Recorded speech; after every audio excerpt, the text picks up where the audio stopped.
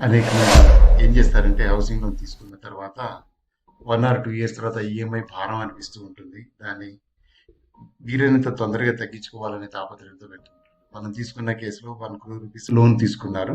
అందులో 30 years repayment schedule.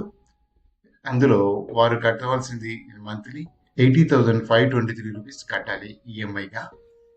ఆ 2 years తర్వాత అంటే ఆల్రెడీ 2 years గడిచిపోయిన తర్వాత ఇంకా అవుట్ స్టాండింగ్ 97,47,491 రూపీస్ ఉంటుంది. అంటే ఇంకా రిమైనింగ్ రీపేమెంట్ చేయవలసిన పీరియడ్ 276.